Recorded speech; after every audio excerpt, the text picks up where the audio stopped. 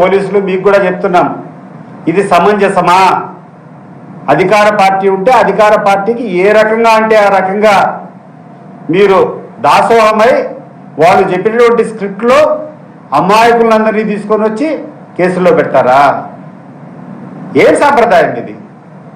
దయచేసి నేను చెప్తున్నా, ఈ పద్ధతి మీరు మానుకోకుండా ఉంటే మీకుండేటువంటి ఈ సునకానందం ఏదైతే ఉందో, ఈ సునకానందం 2 రోజులు 3 రోజులు మీ పేపర్లో రాసుకుంటారేమో, 3 సంవత్సరాలు అయిన తర్వాత ఈ ప్రభుత్వాలు ఏమి మన మీకు అండగా ఉండవు. ఈ 3 సంవత్సరాలు పక్కన పెట్టు, దీని తర్వాత భగవంతుని కూడా నువ్వు సమాధానం చెప్పుకోవాలా. పైకి పోయిన తర్వాత భగవంతుని కూడా నువ్వు సమాధానం చెప్పుకోవాలా. నువ్వు చేసేటువంటి నికృష్టమైనటువంటి పనులకు ఓసారి ఆలోచన చేయి. రాజశేఖర రెడ్డి గారి మరణానికి కంటే ముందు అసెంబ్లీలో నువ్వు మాట్లాడావు, నువ్వు ఎట్లా తిరిగి వస్తావో అసెంబ్లీకి చూస్తా అని చెప్పి నువ్వు చేసేటువంటి చంద్రబాబు నాయుడు గారు చేసేటువంటి ప్రసంగం అసెంబ్లీలోనే ఉంది. దాని తర్వాత ఒక 4-5 రోజులకు రాజశేఖర రెడ్డి గారు మరణించారు హెలికాప్టర్ క్రాష్లో. నువ్వే కదా ముద్దాయి దాంట్లో. నువ్వు ఆ రకమైనటువంటి సవాల్ విసిరిన తర్వాత ఆ యొక్క కేసు నీ మీద పెట్టాలనా లేదా? చంద్రబాబు నాయుడు గారు మీరు చెప్పండి. మరి నువ్వు అసెంబ్లీ సాక్షిగా అసెంబ్లీలో కూర్చొని తిరిగి ఈ సభకు ఎట్లొస్తావో నేను చూస్తా అని చెప్పి మీరు మాట్లాడినారే, మరి రాజశేఖర రెడ్డి గారు మరణించిన తర్వాత నువ్వేనా A1 ముద్దాయి దాంట్లో? ఈ రాష్ట్రంలో నువ్వు అధికారంలోకి వచ్చిన తర్వాత గడిచిన 2 సంవత్సరాల్లో 21 హత్యలు జరిగాయి. ఈ 21 హత్యలు ప్రభుత్వం స్పాన్సర్ చేసినటువంటి హత్యలు కాదా? మరి ప్రభుత్వం పెద్దైనటువంటి నీకు ప్రతి ఒక్క దాంట్లో భాగం ఉండి ప్రతి ఒక్క దాంట్లో నిన్ను A1 ముద్దాయిగా పెట్టాలా లేదా? చంద్రబాబు నాయుడు గారు ఒకసారి ఆలోచన చేసి చెప్పు. ఏం మాట్లాడుతున్నాం, ఏం చేస్తున్నాం?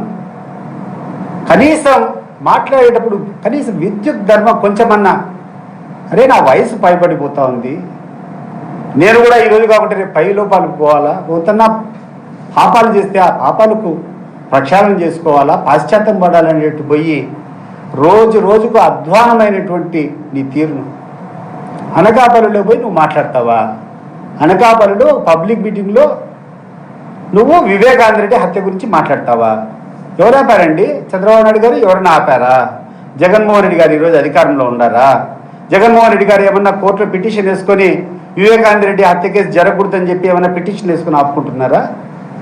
నీ నీచ రాజకీయం కోసం, నీ చేతగానితనం కోసం ఒక ట్రంప్ కార్డు మాదిరి వాళ్ళ కుటుంబ సభ్యులు, జగన్మోహన్ రెడ్డి గారి కుటుంబ సభ్యులు ఇద్దరిని లోపరుచుకొని వాళ్ళతో పిటిషన్లు వేయించుకుంటూ నీకు ఎప్పుడు గడ్డుకాలం వస్తుందో నువ్వు మాట్లాడినట్టు మాట్లాడటము, వాళ్ళకు కావాల్సినటువంటి మేలును అందజేయడం.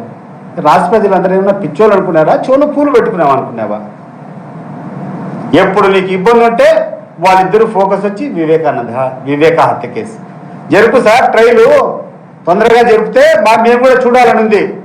కోర్టు చెప్తారు కదా ఎవరికి హత్యలో సంబంధం ఉందో లేకుండా, అంటే ఎవరు దాంట్లో ముద్దాయిలో ఎవరు చేశారనేది కోర్టు తీర్పిస్తుంది కదా. ఎవడైతే దస్తగిరి అనేటువంటి వ్యక్తి ఈ హత్య చేశాడో వాడికేమో నువ్వు గన్మెన్లు, నువ్వు ప్రొటెక్షన్లు, వాడేమో బయట తిరగాల. ఎవరికి సంబంధం లేనటువంటి వారి మీద నువ్వు నిందలు వేసుకుంటూ నీ పత్రికల్లో మీరు రాసుకుంటూ ఉంటారా? మంచి పద్ధతి కాదండి చంద్రబాబు నాయుడు గారు, మంచి పద్ధతి కాదు ఇది. ఇప్పటికైనా మీరు మేల్కోకపోతే, ఇదే రకమైనటువంటి దుష్ప్రచారం జరిగితే ప్రజలు సరైనటువంటి సమయంలో మీకు బుద్ధి చెప్తారు. ఈరోజు రాష్ట్రంలో అనేక సమస్యలు ఉన్నాయి, నువ్వు ఇచ్చినటువంటి హామీలు ఉన్నాయి, నువ్వు చేసేటువంటి కొల్లగొట్టేటువంటి ఈ రాష్ట్ర ఖజానానంతా కొల్లగొట్టేటువంటి విధానం ఈరోజు ఎక్కడ చూసినా చర్చనీయాంశమైంది. దీనన్నీ మార్చేదానికోసం నువ్వే ఒక అజెండా తీసుకొని వస్తావు, ప్రజల్లో అపహాస్య పాలవుతావు, నవ్వుల పాలవుతావు. ఒకరోజు తిరుపతి లడ్డు అని మాట్లాడినావు, అది వికటించింది. నీ వీపునే ప్రజలు బాగా కొట్టడం మొదలుపెట్టారు. ఎక్కడ పోయినా కూడా ఈ పనికిరానోడు కూర్చొని దేవుడి ప్రసాదం మీద కూడా ఇట్లా అపవాదాలు వేస్తాడని చెప్పి నీకు చెడ్డ పేరు వస్తే ఆ అజెండా పక్కన పెట్టాం. రెండో రోజు రాజధాని నిర్మిస్తా అని చెప్పినావు, ఏమీ అవసరం లేకుండా నువ్వే ఒక సభ పెట్టుకున్నావు. ఆ సభలో నువ్వు తీర్మానం చేసుకున్నావు, కేంద్ర ప్రభుత్వాన్ని పంపించుకున్నావు. నువ్వు ఒక పెద్ద మాస్టరు, ఒక పెద్ద పేట్రియాటు, ఈ రాజధాని ఎందుకు చేస్తాడని చెప్పే ప్రయత్నం చేసినాం. నీ అసలు రంగును వైఎస్ఆర్ కాంగ్రెస్ పార్టీ ఎండగట్టింది. నువ్వు చేసేటువంటి తప్పులన్నింటినీ చూపించడం, ఆ రాజధాని నిర్మాణ ముసుగులో నువ్వు చేసేటువంటి దోపిడీనంతా సమర్థవంతంగా మేము ప్రజల దృష్టికి తీసుకొని పోయినాం. నువ్వు మాట్లాడేటువంటి పరిస్థితి లేక దాన్ని పక్కన పెట్టేసినాయి నీ పేపర్లు, నీ కథ. ఇప్పుడు దాని గురించి మాట్లాడడంలా, ఎందుకంటే 1-2 రోజులు ట్రోలింగ్ చేసావు మావిగాని అంటే ఏంది అది ఇది అని చెప్పి. ఈరోజు ప్రజల్లోకి స్పష్టంగా పోయింది జగన్మోహన్ రెడ్డి గారి విజన్ చాలా బెటర్ విజన్. ఈ చంద్రబాబు నాయుడు చేసేదంతా రాజధాని పేరు చెప్పి రాష్ట్ర ప్రజల జోబుల్లో ఉన్నటువంటి డబ్బులన్నీ దోపిడీ చేస్తాడనే విధానం స్పష్టంగా పోయింది ప్రజలకు. సో దాన్ని పక్కన పెట్టాం. ఈరోజు ముక్కు ముఖం తెలియని డెఫినెట్గా ఆ అబ్బాయి దస్తగిరి అనేటువంటి వ్యక్తి మా పార్టీకి సంబంధించినటువంటి నాయకులతో సత్సంబంధాలు ఉన్నాయి. ఒక రాజకీయంగా కానీ లేకుండా అంటే అతను చేసేటువంటి రియల్ ఎస్టేట్ వ్యాపారంలో కానీ మాకు సంబంధించిన నాయకులతో సంబంధం లేవని మేము చెప్పడంలే. సంబంధం ఉన్నంత మాత్రం వాళ్ళు హత్య చేస్తారా? ఏ రకంగా నిత్యానంద రెడ్డికి సంబంధం అండి? వాళ్ళు నిత్యానంద రెడ్డికి చంపిన వాళ్ళతో సంబంధం ఉండొచ్చు. వాళ్ళు అనేక కార్యక్రమాలు నిత్యానంద రెడ్డిని సపోర్ట్ చేస్తూ ఏదైనా 4 సార్లు కేకులు కట్ చేసుకోవచ్చు, లేకుంటే నిత్యానంద రెడ్డితో ఏమైనా పనులు కావాలంటే చేయించుకునేదానికి ప్రయత్నాలు చేయొచ్చు. కానీ అంత మాత్రం నిత్యానంద రెడ్డికి హత్య చేయాల్సినటువంటి అవసరం ఉందా? దస్తగిరిని మా పార్టీ వాళ్ళకి అని చేయాల్సినటువంటి అవసరం ఉందా? స్పష్టంగా వాళ్ళు ఇచ్చినటువంటి కంప్లైంట్లోనే ఆ మారమ్మ గుడి దగ్గర చేసేటువంటి దాంట్లో ఒకరి మీద పడి ఆ చిలికి గాలివాన మాదిరి మారి ఈ పిల్లోళ్లకు ఉన్నటువంటి ఆ చెడ్డల వాటర్ వల్ల ఆ మద్యానికో లేకుంటే ఆ బంగ్యాకో బానిసలై వాళ్ళు చేసుకునేటువంటి హత్యను తీసుకొని మా నాయకుని చుట్టేటువంటి ప్రయత్నం చేస్తావా? తప్పు చంద్రబాబు నాయుడు గారు, తప్పు గుర్తుపెట్టుకోండి. You will be answerable tomorrow. ఈ లోకంలో కాకుండా పైన ప్రతి ఒక్కరు గమనిస్తూ ఉంటారు. గుర్తుపెట్టుకో, నువ్వు ఇది మంచి పద్ధతి కాదు, నీ స్థాయికి మంచి పద్ధతి కాదు. ఆ తర్వాత ఆ మంత్రులు ఒక ఆమె వచ్చి మాట్లాడుతుంది, నేను బీసీ వాళ్ళని చంపినారని. అమ్మా సవితమ్మ, నువ్వు ఎంత బీసీనో జగన్మోహన్ రెడ్డి గారు బీసీలకు ఎంత చేశారో ఒకసారి ఆయన చేసినటువంటి కార్యక్రమాలు చూస్తే నీకు అర్థమవుతుంది. దేశ చరిత్రలోనే ప్రథమంగా ఈ రాష్ట్ర చరిత్రలోనే ఏ రోజు లేని రకంగా 175 అసెంబ్లీ సీట్లు, 25 పార్లమెంట్ సీట్లు ఉంటే 200 సీట్లకు గాను 50% కంటే ఎక్కువ బీసీలకు, ఎస్సీలకు, మైనారిటీస్ ఇస్తా అని చెప్పి వాగ్దానం ఇచ్చి 102 సీట్లు, 200 సీట్లు దగ్గర ఉంటే 200 సీట్లు 102 సీట్లు, 103 సీట్లు ఈ వర్గాలకు ఇచ్చినటువంటి గొప్పతనం జగన్మోహన్ రెడ్డి కాబట్టి నీకు వస్తుందమ్మా. నువ్వేమన్నా ఛాంపియన్ ఏమన్నా బీసీలకు? నువ్వేం చేసావు బీసీలకు? నువ్వు ఒకసారి పోయి చూడు. ఈల లక్కప్ప అని చెప్పి మరకసిరిలో క్యాండిడేట్ ఇచ్చాడు జగన్మోహన్ రెడ్డి. అతనికి ఒక ఉపాధి హామీకి పోయేటువంటి దాంట్లో చిన్న నౌకరీ చేస్తాడు, క్యాండిడేట్గా పెట్టి ఆయనకు అయ్యేటువంటి ప్రతి పైసా ఖర్చు కూడా పార్టీనే భరించే రోజు పెట్టింది. మైలవరంలో ఒక బీసీ క్యాండిడేట్కి తీసుకొని పోయి ఇచ్చినారు, ఒక జెడ్పీటీసీ స్థాయి వ్యక్తికి. ఆఖరికి ఆయనకు వాహనం తిరిగేదానికోసం కూడా మా పార్టీ నాయకుడే పెట్టుకొని క్యాండిడేట్గా పెట్టి అన్ని రకాలుగా మా పార్టీ అభ్యర్థి మేము బలోపేతం చేసే ప్రయత్నం చేసినాం.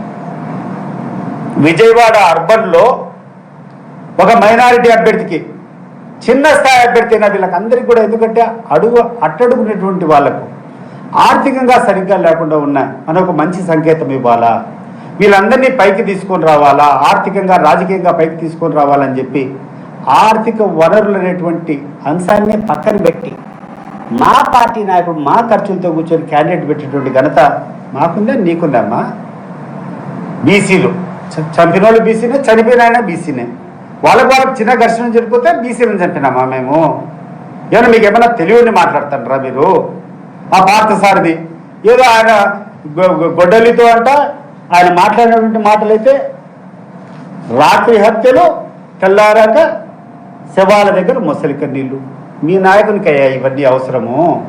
మీ నాయకునికి, మా నాయకుడు సింహం లాంటి వాళ్ళు పోతే జనం లేకపోతే ఎక్కడికి పోయినా కూడా హారతి కర్పూరాలు ఇచ్చి స్వాగతం పలుకుతారు. మీరు ఒకసారి రోడ్లోకి రండి, జగన్మోహన్ రెడ్డి రోడ్లోకి వస్తారు, ప్రజలు ఎవరిని ఎట్లా రిసీవ్ చేసుకుంటారో ప్రజలు చెప్తారు. అంతేగాని నీ ఎట్లాంటి చౌకబారు నాయకులందరూ కూర్చొని స్టేట్మెంట్లు ఇస్తే మా నాయకుడు ఏం మసకబారడు. గుర్తుపెట్టుకోండి, మీరు ఎన్ని రకాలుగా మీరు మా నాయకుడిని తప్పుదోవ పట్టించాలని ప్రయత్నం చేసినా జనం హృదయంలో మా నాయకుడి యొక్క స్థానం పదిలంగా ఉంటుంది. వారి గుండెల్లో మా నాయకుడు, మా జగన్మోహన్ రెడ్డి ఎప్పుడూ శాశ్వతంగా ఉంటారు.